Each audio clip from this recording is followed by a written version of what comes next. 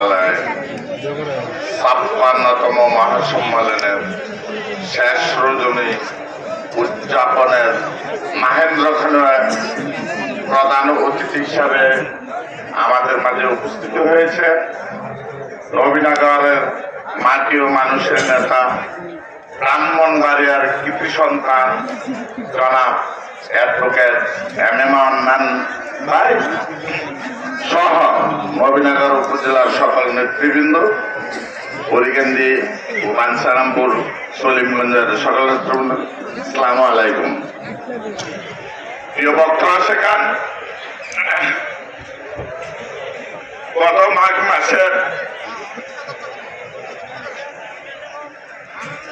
4 তারিখ থেকে আপনাদের গুছিয়ে গেছে ছিলাম, যদিও আপনাদের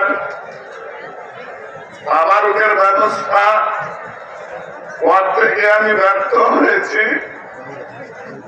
আমার প্রাণপণ চেষ্টা ছিল দরবার পরিষদ সহ আমরা আপনাদেরকে তাবারুকের ব্যবস্থা করব, কিন্তু আমরা ব্যর্থ হয়েছি। এরপরও দয়ালের উপর ভরসা রাখবেন, বাংলাদেশের কোথাও এই ধরনের অনুষ্ঠান এই বছর উদযাপিত করতে পারে নাই,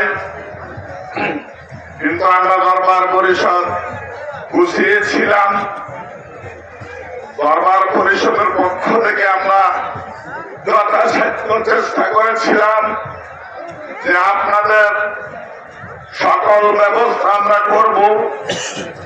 আমি গত আগস্টের 22 তারিখ আপনাদের বলেছিলাম যে আমার নিজের মাথায় করে নিয়ে খবরও আপনাদেরকে দেব। আমার অবস্থান এবং কথা আমি ঠিক রাখতে পারি নাই, সেই জন্য আপনারা আমাকে ক্ষমার দৃষ্টিতে দেখবেন। আজ থেকে 5 দিন আপনাদের সাথে কাঁধে কাঁধ মিলে চলেছি। হয়তো কাউকে বিশৃঙ্খলা এড়াতে হুমকি ধমক দিচ্ছি, এটা ক্ষমার দৃষ্টিতে দেখবেন। আমাদের বাসা আমাদের নিয়ে এখন থেকে দিয়ে 8 ঘন্টা পর আর থাকবে না। আমরা হয়ে যাব নীল হারা পাখির মতো। গত 5 দিন আপনাদের পাশে ছিলাম, আমার বুক পড়া আনন্দ ছিল, বুক পড়া হাসি ছিল, বুক পড়া আনন্দ উল্লাস ভালোবাসা ছিল। আপনাদের থেকে আর মাত্র 8 ঘন্টার মধ্যে বিচ্ছিন্ন হয়ে যাব। এই সুখ কাটাইতে আমার খুবই কষ্ট হবে।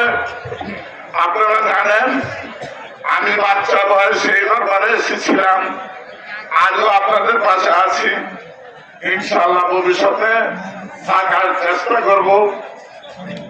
আমার জন্য সবাই দোয়া করবেন। আমি অসুস্থ, আমিও আপনাদের জন্য দোয়া করি। তাই যেন সহি সালামতে আগামীকাল আপনাদেরকে নিজ নিজ স্থানে যাওয়ার জন্য ব্যবস্থা করেন।